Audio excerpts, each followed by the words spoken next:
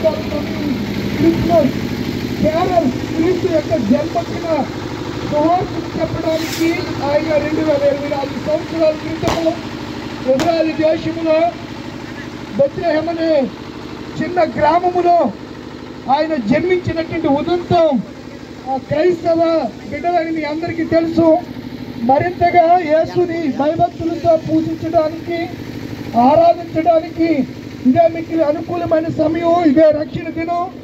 ఇంకా క్రీస్తును సరిగా అర్థం చేసుకోక, క్రీస్తును ఆరాధించవలసినటువంటి రీతిలో ఆరాధించలేక, ఆయన గణపరిచే రీతిలో గణపరచలేక, నామకార్థంగా ఒకవేళ ఆచార్య ట్రెడిషన్ ప్రకారం ఒకవేళ పండగలు చేస్తూ ఉంటే పులిపిండి లేని వారమై మనము పండగ చేయాలని గలతీకి రాసినటువంటి పత్రికలో అపోస్తుడైనటువంటి పౌలు తెలియజేస్తూ ఉన్నాడు. నా ప్రియమైన దేవుని పిల్లరా, ఆ దినము గొల్లలకు సువార్త అందించబడింది. వారు పరుగు పరుగున ఆనందంతో వెళ్ళి యేసుని సందర్శించారు, చూశారు, వారు ఆయనను పూజించారు.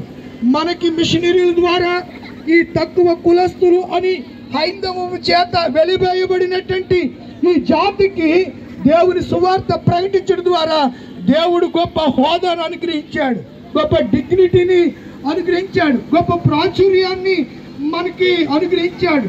ఉనికి లేనటువంటి ప్రజలంగా, మనము అణగారిన ప్రజలంగా, అంటరాని వారిగా జీవిస్తున్నప్పుడు మనకి ఒక ఉనికిని, ఒక ఐడెంటిటీని, ఒక గుర్తింపును తీసుకుని వచ్చిన వాడు నా ప్రభు అనే యేసు క్రీస్తు.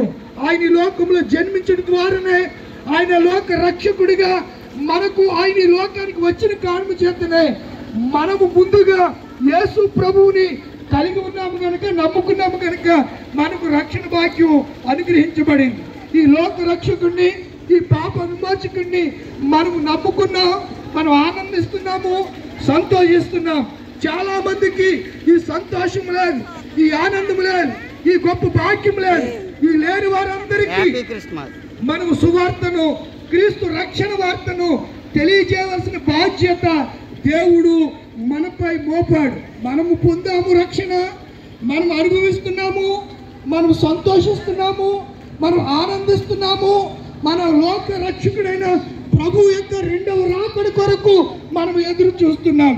చాలా మంది ఇంకా యేసు పుట్టాడని తెలియదు, యేసు ఈ లోకానికి రక్షకుడిగా వచ్చాడని చాలా మంది అన్య జనాంగానికి, హైందవ సోదరులకు తెలియదు కనుక ఆ తెలియజేయవలసిన బాధ్యత మన మీద ఉంది. ఈ 2024 సంవత్సరం ప్రారంభిద్దాం. నిజమైనటువంటి క్రిస్మస్ సువార్తను, క్రిస్మస్ సందేశాన్ని ఈ క్రైస్తవ లోకములో క్రైస్తవులుగా బ్రతుకుతున్న మనము అన్యులకు వెలుగుగా మనం ఉందాం. యేసు ప్రభు వారు భూలోకంలో పుట్టినప్పుడు ఆకాశంలో నక్షత్రం పుట్టింది. అది పుడతాదని ఎప్పుడో అగస్టిన్ మతం వాళ్ళు ఎప్పుడో జ్ఞాపకం చేశారు. శాస్త్రులు, పరిసయ్యులకు ఆ సంగతి తెలియలేదు, కానీ జ్ఞానులకు ఆ సంగతి తెలిసింది.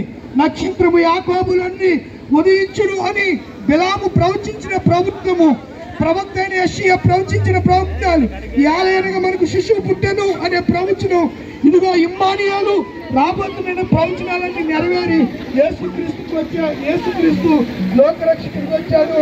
కనుక సాయంత్రం దేవాలయంలో మీరు క్రైస్తవులే దేవాలయంలో జరుగుతున్నటువంటి ఆరాధనకు వచ్చి మరిన్ని సంగతులను, లోతైనటువంటి సంగతులను తెలుసుకోవాలని ఆశపడుతూనే మేము దేవాలయము తరపున మీ మధ్యకు ఈ క్రిస్మస్ క్యారల్ సువార్తను ప్రకటించడానికి వచ్చాం.